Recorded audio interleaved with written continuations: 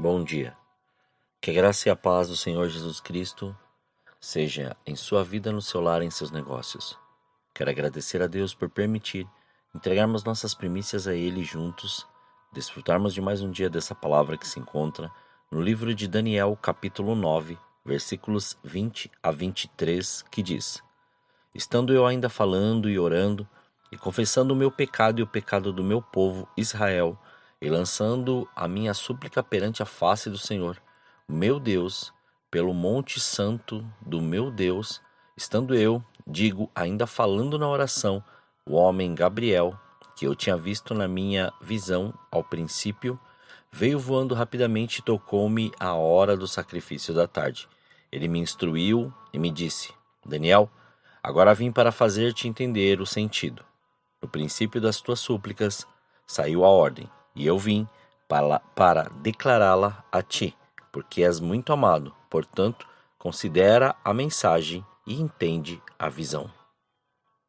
Parece uma coisa incrível, ou até mesmo temido por todos, mas interceder, ou seja, se colocar na brecha ou agir com violência ao encontro daquilo que quer, é algo a ser feito por aqueles que compreendem o que o Senhor os chamou a fazer.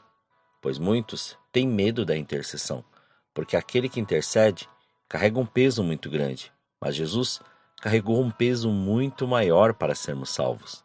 Ao o confessarmos como Senhor e Salvador, crermos, andarmos em obediência, santidade, jejum, meditação da palavra, adquirimos a ferramenta de autoridade e ousadia para chegar diante de qualquer situação e ver a glória do Senhor manifesta.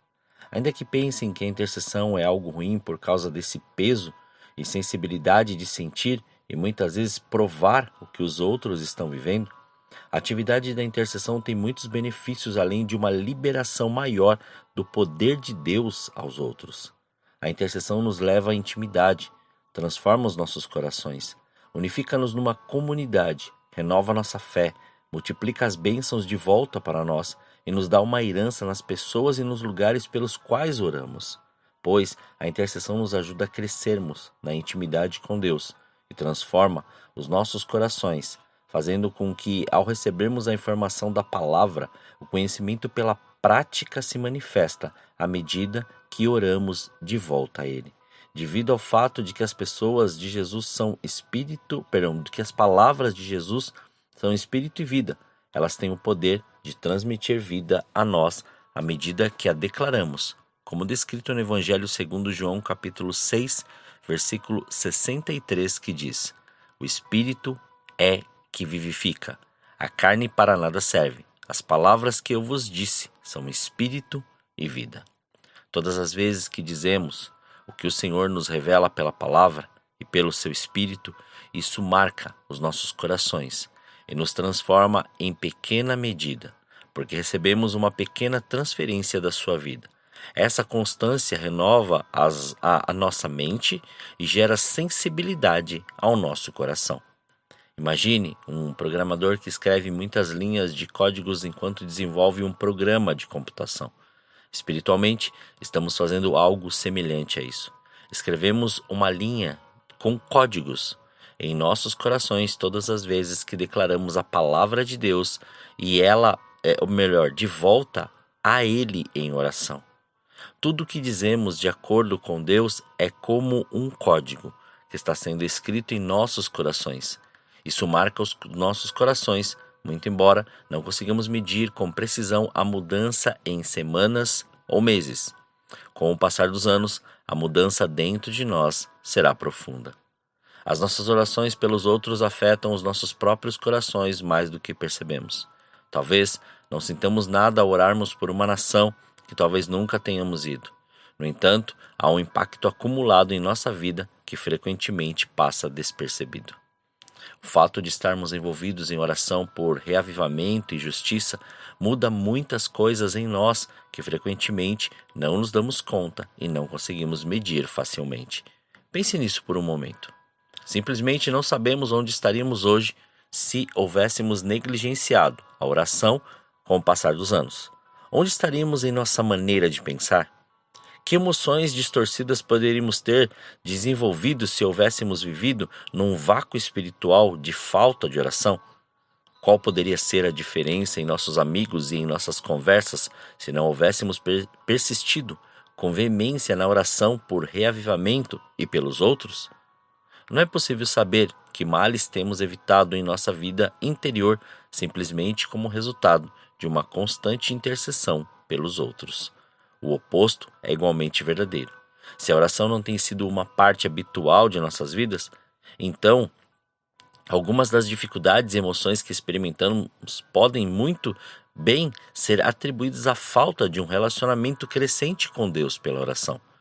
Eu estimulo os que são iniciantes na oração, ou os que já têm sido constantes na oração, a começarem hoje. Dê pequenos passos em sua caminhada de crescer em oração e observe o que Deus fará em sua vida. Não esquecendo que a intercessão libera revelações espirituais. Enquanto Daniel orava com persistência, Gabriel o visitou e lhe deu capacidade para entender as coisas espirituais. Paulo orava para que os santos crescessem no entendimento e lembrou sobre a autoridade do nome de Jesus, como vemos descrito na carta aos Efésios capítulo 1, versículos 17 a 21, que diz: Peço que o Deus de vosso Senhor Jesus Cristo, o Pai da Glória, nos dê em seu conhecimento o espírito de sabedoria e de revelação. Oro também para que sejam iluminados os olhos do vosso entendimento, para que saibais qual seja a esperança para a qual ele vos chamou, e quais as riquezas da glória da sua herança nos santos, e qual a suprema grandeza do seu poder para conosco, os que cremos, segundo a operação da força do seu poder, que manifestou em Cristo, ressuscitando dentre os mortos e fazendo sentar-se à sua direita nos céus, acima de todo principado, autoridade, poder, domínio e todo o nome que se nomeia, não só neste século, mas também no vindouro. A intercessão libera o poder e a justiça de Deus à medida que muda a atmosfera espiritual dos lugares e ambientes. Há uma lei irrefutável que observamos na história. O reavivamento é liberado numa medida muito maior quando oramos, dia e noite. Daniel não cessou de orar. Independente do ambiente, do decreto e muito menos das ordens terrenas, ele continuou no princípio que o Senhor o ensinou. Ele prosseguiu em obedecer e viver o sobrenatural de Deus. A intercessão também une os nossos corações às pessoas e aos lugares pelos quais oramos. Cresceremos em nosso amor pelas pessoas e pelas coisas pelas quais oramos. Além disso, amaremos as pessoas com quem frequentemente oramos. É impossível orarmos por ou com alguém habitualmente sem mais cedo ou mais tarde sentirmos amor por essa pessoa. A intercessão une as pessoas e é uma expressão prática de que as amamos, pois libera a libertação aos necessitados e une o nosso coração às pessoas e aos lugares pelos quais oramos. A intercessão renova a nossa fé à medida que declaramos a palavra de Deus. Fazer orações citando as palavras escritas na Bíblia edifica a nossa fé para o reavivamento. O próprio ato de orarmos a palavra resulta no fortalecimento da nossa fé para as promessas pelas quais oramos. Você descobrirá que sua fé ficará cada vez mais forte à medida que desenvolver a prática de declarar a palavra na intercessão. A intercessão pelos outros multiplica bênçãos de volta sobre a sua vida e a vida do intercessor. Toda oração de bênção por outra pessoa é uma oração que Deus desenvolve a você e aos seus entes queridos. Observe o que Jesus prometeu no Evangelho segundo Lucas capítulo 6, versículo 38. Dai e vos será dado. Boa medida, recalcada, sacudida e transbordante, generosamente vos darão, pois com a mesma medida com que medirdes, vos medirão também. A lei do reino exige que sempre recebamos mais do que semeamos. A medida que nos dedicamos em oração pelos outros será usada para a nossa colheita. Essa é uma das minhas promessas favoritas sobre oração. Não importa por quem oramos, até mesmo quando oramos pelos nossos inimigos, como Jesus nos ordenou a fazermos, acabamos sendo abençoados pelas orações que fazemos por eles. Quando oramos pelos nossos inimigos, somos forçados a lidar com as suas próprias más atitudes e a endireitar o nosso espírito. Mas também nos tornamos os recipientes das nossas orações. Por exemplo, quando oramos pela liberação do espírito de sabedoria, recebemos sabedoria também. O princípio de bênçãos multiplicadas aplica-se a tudo o que fazemos na vontade de Deus. Quer estejamos oferecendo orações, dando dinheiro ou misericórdia, ou servindo as pessoas de maneira simples. O Senhor multiplica as bênçãos para nós 100 vezes mais. E Jesus garantiu aos discípulos isso, como vemos descrito no Evangelho segundo Marcos, capítulo 10, versículos 29 e 30, que diz: Respondeu Jesus: Em verdade vos digo que ninguém há que tenha deixado casa, ou irmãos, ou irmãs, ou pai, ou mãe, ou mulher, ou filhos, ou campos, por amor de mim, que o Evangelho, que não receba 100 vezes tanto, já no presente, em casas, irmãos, irmãs, mães, filhos e campos, com perseguições, e no mundo por vir a vida eterna. Nunca, jamais daremos mais a Deus do que Ele nos dá. Toda oração que fazemos inspirada pelo Espírito será devolvida a nós e aos nossos entes queridos. Por exemplo, se você orar pelas igrejas da Europa, as suas orações liberarão as bênçãos de Deus sobre os cristãos de lá, e o conteúdo das orações também será liberado para você e a sua família nesta vida e nesta era e neste tempo vindouro. Obviamente, não merecemos bênçãos multiplicadas pelo fato de intercedermos, mas Deus é exaltado quando Ele mostra a sua extravagante generosidade, dando ao seu povo um retorno 100 vezes maior. Ele possui riquezas infinitas, assim sendo, elas nunca diminuem quando Ele manifesta uma grande generosidade.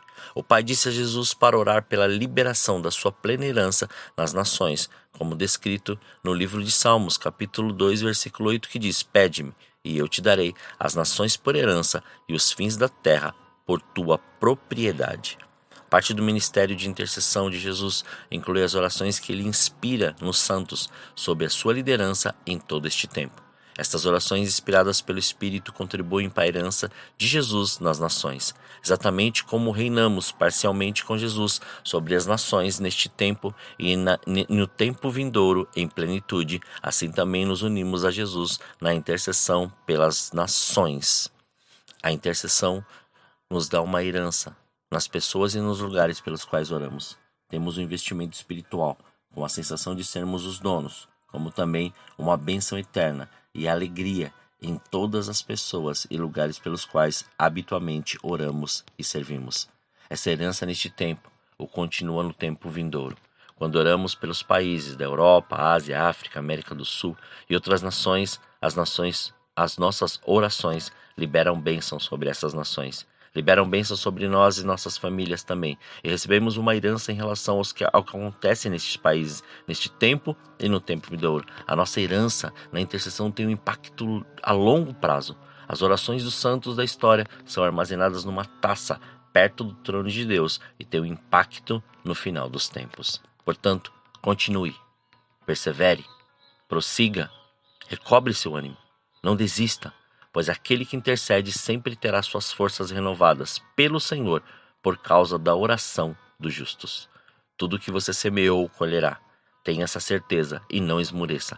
Continue com os teus olhos no autor e consumador da sua fé, pois grandes coisas estão por vir e grandes coisas vão acontecer neste lugar. Creia. Oremos. Pai, nós te louvamos e te agradecemos.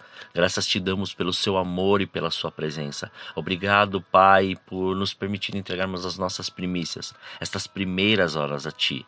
E, Pai, eu te clamo agora pela vida de cada um dos meus irmãos. Te clamo agora para que haja renovação, para que haja restauração, para que todo tipo de peso, todo tipo de opressão das trevas, tudo aquilo que vem, Senhor, gerando qualquer mal-estar ou qualquer tipo, Senhor querido, de decepção ou ilusão ou até mesmo alguma paralisia, seja quebrado, repreendido, destruído e desfeito em nome de Jesus. Retira todos estes sentimentos, todos estes pensamentos que têm paralisado eles diante daquilo que o Senhor prometeu. Arranca de uma vez, Pai, todo este mal, porque nós cremos, ó Pai, que são homens e mulheres, são pessoas, são instrumentos teus, ó Senhor, para que o Senhor use de uma maneira sobrenatural nesta terra, cada um na sua função, cada um em seu ambiente, cada um em seu território, cada um no seu lugar, ó Pai.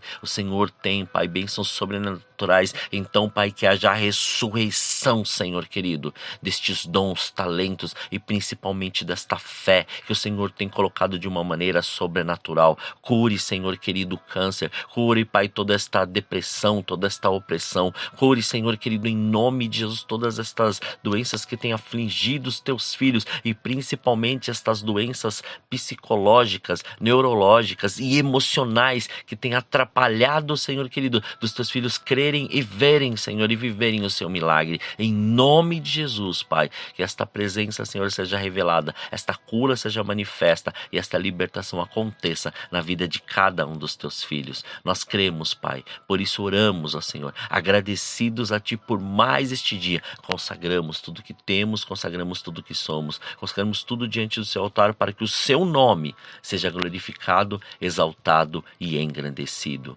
Muito obrigado, Senhor. Assim, Pai, colocamos, ó Senhor, tudo em Suas mãos, consagrando pensamentos, atitudes, sentidos, para que o Seu nome seja glorificado e exaltado em todas as nossas ações e atitudes, para a glória do Seu nome. Assim oramos, agradecidos, em nome de Jesus. Amém. Que você tenha um dia abençoado na presença do Senhor. E quem vos fala é o pastor Leandro Araújo, da Igreja Apostólica Caminho, São Paulo, capital. Deus te abençoe grandemente.